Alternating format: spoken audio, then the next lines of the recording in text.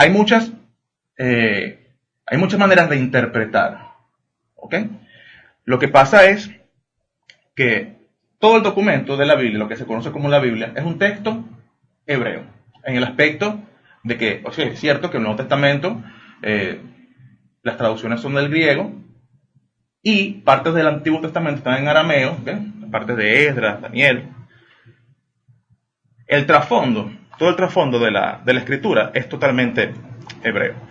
Acerca de eso, me permito citar al el pastor protestante, David Vivin, que es un erudito bíblico. Él es miembro de la Escuela de Investigación Sinóptica de Jerusalén. ¿Okay? Él escribió un libro junto con Roy Blizzard llamado Entendiendo las palabras difíciles de Jesús. ¿Okay? Ellos dicen que las palabras que encontramos en los evangelios sinópticos son difíciles de entender, y la respuesta es que el evangelio original que formó la base para los evangelios sinópticos fue comunicado primero en idioma hebreo, no griego. De hecho, se entiende y se sabe, muchos lo sabrán, seguramente mi hermano Emilio lo sabe, que hay una versión hebrea del Mateo llamada Shem Tov, ¿okay? Y es una versión hebrea de ese evangelio, como se conoce el evangelio. Entonces, significa que estamos leyendo traducciones al español de un texto que ya en sí es una traducción, ya que los evangelios sinópticos se derivan de un texto original hebreo. Constantemente estamos tropezando con expresiones o modismos que a veces no tienen sentido en griego o en traducciones del griego. Entonces muchas veces muchas de las palabras que Yehoshua, al que ustedes conocen como Jesús, usaba, eran expresiones hebreas, eran modismos hebreos. Es como decir aquí en Venezuela, oye, me estás mamando gallo. Es una expresión que únicamente tiene sentido si encuentras su significado ¿dónde? En la cultura venezolana.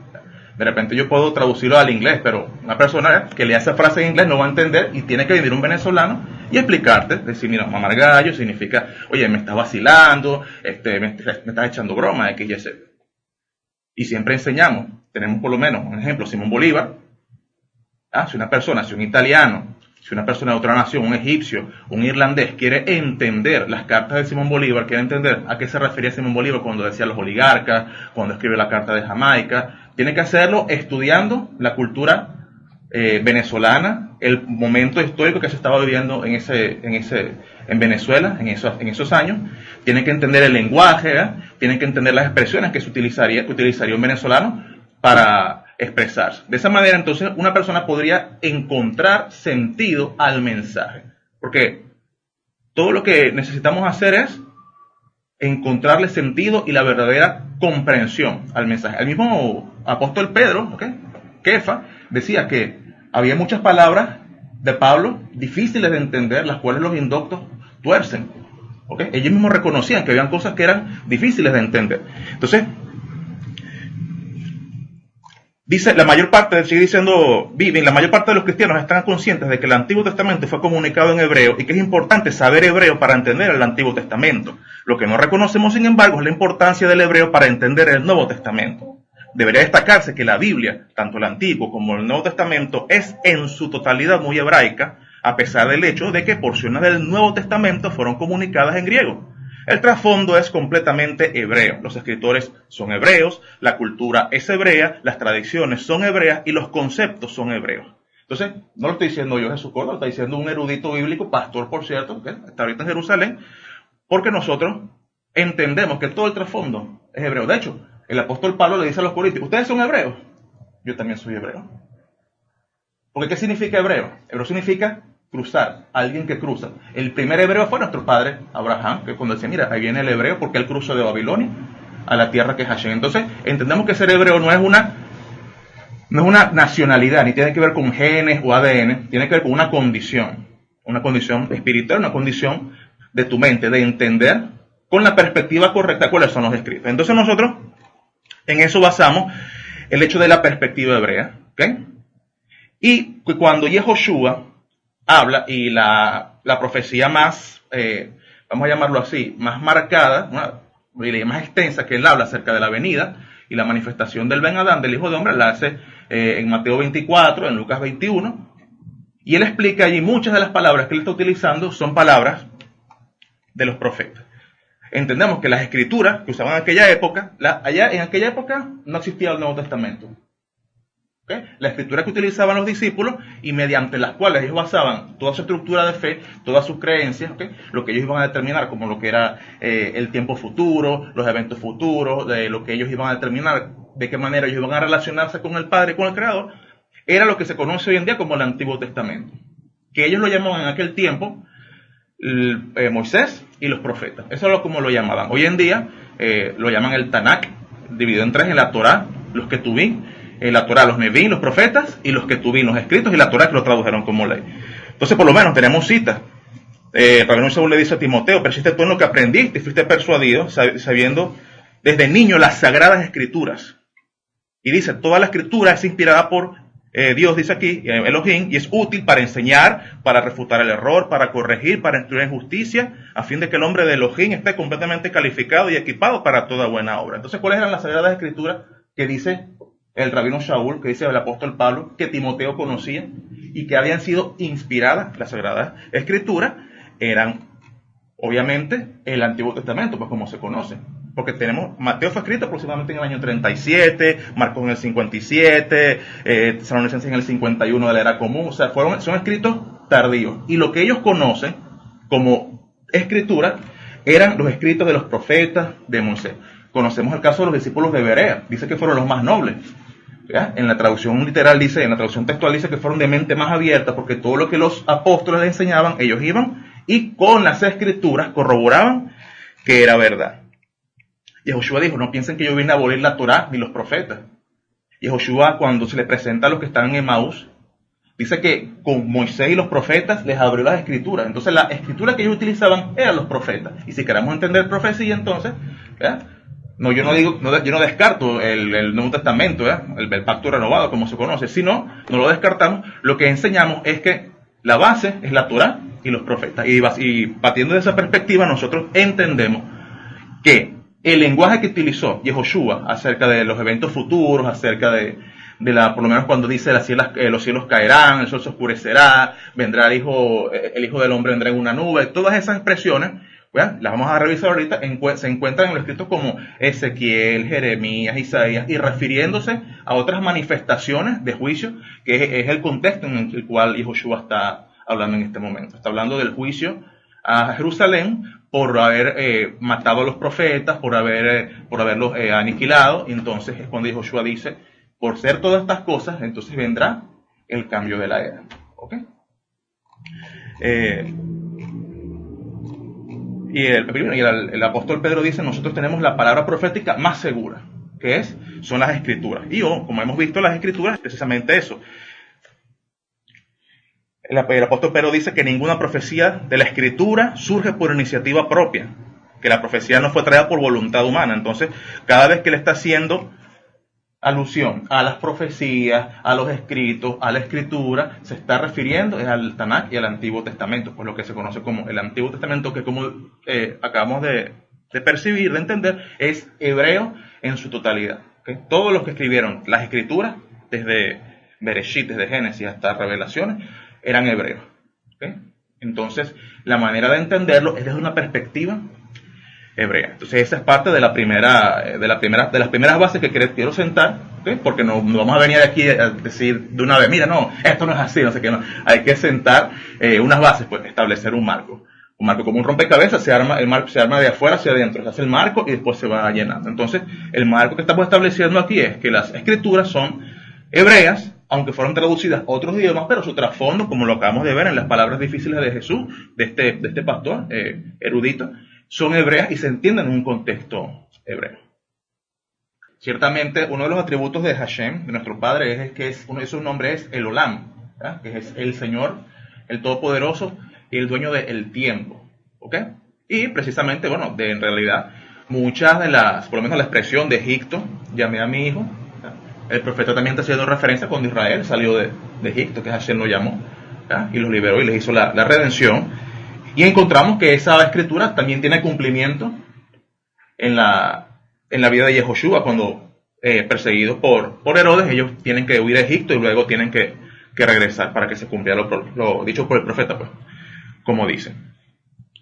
Ciertamente Yehoshua vino, como dice Juan, ¿okay? En la carta ya conocida como Juan, dice que a lo suyo, ¿Okay? El código real traduce a los de su oficio, y en realidad él vino a lo suyo, a su propósito, porque Yehoshua era un maestro. O sea, obviamente, él es el rey, él es el Mashiach, ¿verdad?, que había sido profetizado, del que habían hablado los profetas, pero él cumplió también un rol de maestro. Era un rabí. En muchas partes del escritura dicen rabí, cuando fue levantado de los muertos, la chica le dice Raboni, que es a mi maestro. Ciertamente quienes lo crucifican a él fueron los principales líderes religiosos de aquel tiempo, que se habían aliado con Roma y se habían corrompido. ¿Ok? Entendemos y lo vemos ahí. Caifás. Lo vemos allí, Anás. exactamente, Caifás, Anás, todos ellos. Sin embargo, la gente en general, los demás, Israel en general lo recibió como el Mashiach. Alimentó más de 5.000, luego más de 4.000. En el primer discurso de Kefa, él dice, varones, ustedes, y de hecho, él era personas que, él le dice, ustedes, al que ustedes crucificaron, que ustedes colgaron, y a través de la profecía, a través de Joel, que casualmente, si leemos Hechos, capítulo 2, el apóstol Pedro, Kefa, él cita extensamente el capítulo de Joel, incluyendo el sol se oscurecerá, toda la parte profética, pues, cuando recibieron la Ruach HaKodesh, la inspiración de Hashem, y comenzaron a hablar en otras lenguas. Él dice, ustedes al que crucificaron es el Mashiach, y dice que ellos se compungieron, su corazón se entristeció, y le preguntaron, entonces, cuéntanos, ¿qué vamos a hacer? Y entonces él les dice, bueno, reciban, para que vengan tiempos de refrigerio, arrepentidos y convertidos, para que desciendan de la presencia de Hashem, tiempo de refrigerio. Y luego se arrepintieron 3.000. Y como vemos, durante todo el relato de Hechos, muchos judíos comenzaron a recibir a Yehoshua como su Mashiach. Quienes no lo recibieron, quienes lo desecharon, como tú precisamente acabas de comentar, quienes desecharon la principal piedra del ángulo fueron los líderes políticos y religiosos de Israel que estaban en ese momento gobernando, pues, que habían vendido sus intereses, obviamente, a Roma. ¿Ok? Entonces, es cierto, la escritura, no sé, como tú me dijiste, no se circunscribe a una sola época. ¿Ok?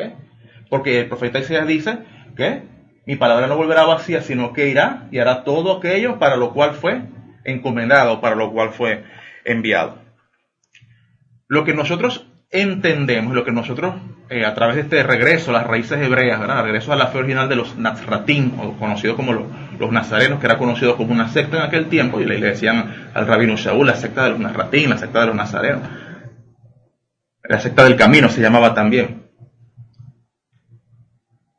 El rabino Shaul, aunque era fariseo, ¿ya?, y aunque entre comillas se convirtió, pero él no se convirtió a la religión cristiana, porque él seguía diciendo, por lo menos si leemos en Hechos, pues, ahorita no se acuerda también del capítulo, él dice, hermanos, yo no voy a hablar mal ni de la ley ni de los profetas.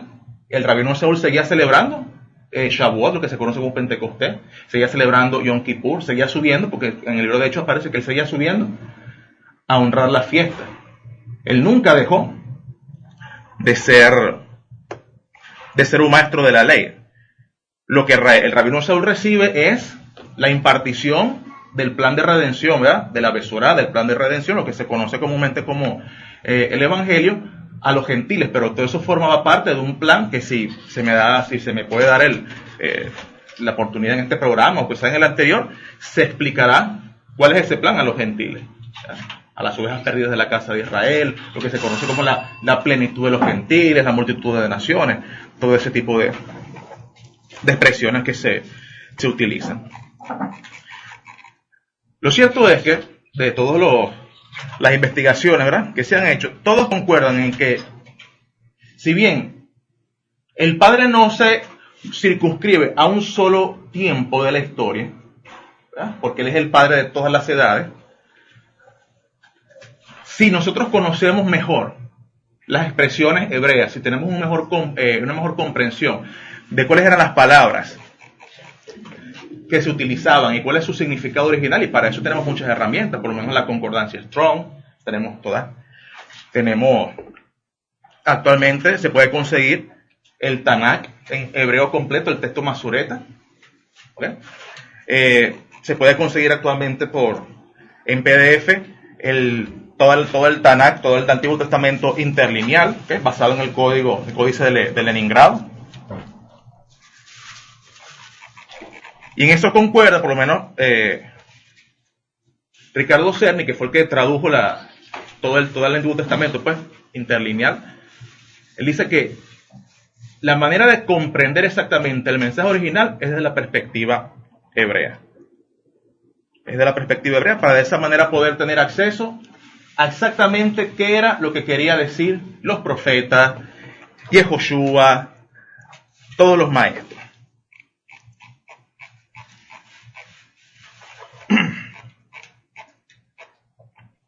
Por lo menos, expresiones como la plenitud de los gentiles, ¿ya? Nosotros se entiende desde la perspectiva, poniendo un ejemplo, ¿okay? El patriarca Israel, Jacob, cuando recibe a los hijos de Yosef, que Yosef se los presenta para que los bendiga, Israel cruza los brazos y pone su mano derecha sobre Efraín, que era el segundo hijo de Yosef. Y entonces Yosef le dice, no padre, pon la mano derecha sobre Manasés porque él es el mayor. Y entonces Israel le dice, yo lo sé, hijo mío, Manasés va a ser grande, Menashe, pero Efraín, se convertirá en la plenitud de los gentiles, dice literalmente. Entonces, cuando tú entiendes el término plenitud de los gentiles, ya tú puedes conocer entonces, por lo menos cuando el rabino Shaul dice que todo Israel será salvo cuando entre la plenitud de los gentiles o la multitud de naciones. Si nosotros no conocemos el contexto hebreo y la cultura hebrea original, no vamos a entender ese misterio que el rabino Shaul dice, mira, yo les voy a decir a ustedes, un misterio. ¿Ok? Entonces, bueno, cada quien tiene sus opiniones en este sentido. Lo que nosotros creemos fielmente, y es parte de la primera exposición, es que la manera correcta de entender la escritura es haciéndolo con una mente hebrea, desde una perspectiva hebrea. No que si no eres hebreo no te vas a salvar, no estamos hablando aquí de ese tipo de cosas, estamos hablando de comprensión, de comprender un mensaje para que, como dice Pedro, Kefa, el mensaje no sea torcido. ¿Okay? Y lo dice Kefa, torcido por indocto. Sí, un indocto es una persona que no conoce mucho, hace falta conocer y hace falta saber a profundidad cuáles son las raíces originales de la fe. En ese aspecto nosotros manejamos un sistema de interpretación que es conocido como el Pardes, que es una palabra aramea que significa huerto, ¿okay? Y consta de 4 palabras, que es el Peshat, que significa literal. A veces la escritura tiene un sentido literal, a veces la escritura no tiene un sentido literal. Está la otra expresión que es el Remes, de viene la R, el Pardes, la P es de Peshat, la R es de Remes y significa alusión, conexión, es conectar los textos bíblicos. El otro es el Drash, que significa explicación, es explicar, ¿ya? Y la otra es el Sot, que es el nivel oscuro, el nivel oculto, el nivel secreto, que es al que muchas veces lograron los profetas, ¿ya? Por lo menos el libro de Apocalipsis, la carta Apocalipsis, que fue canonizada en el año aproximadamente como el 400. El mismo Martín Lutero no quería que fuera incluida. Entonces ahí vemos todavía como el oscuro lenguaje oculto, simbólico, ¿verdad? Orígenes, ¿verdad? Un discípulo de Orígenes tampoco quería que se incluyera en el canon de las escrituras, ¿verdad? Por ser un lenguaje tan oculto, tan simbólico, tan de muchas representaciones. Y para poder entender expresiones como, por lo menos la fiesta de los tabernáculos está codificada en Apocalipsis, y la fiesta de Yom Kippur, el juicio final. Para poder entender Apocalipsis es necesario entender el hebreo. Y así como Apocalipsis, toda la escritura. Nosotros no queremos convencer a nadie, simplemente tenemos puntos de vista diferentes. Entre todas las cosas, lo que siempre nos une es la obediencia a nuestro Padre. La Escritura siempre habla de que, por lo menos, despierta, tú que duermes, levántate de los muertos y te alumbrará Mashiach. Andemos como de día, honestamente, no en glotonerías, ni borracheras, ni todo ese tipo de cosas. El llamado que nosotros hacemos en general es a la obediencia al Padre. Es obedecer a nuestro Padre, es obedecer al cumplimiento de las misbots o de las ordenanzas, de los mandamientos, como se conocen. Y que cada uno viva entonces de manera piadosa y agradable delante de Hashem.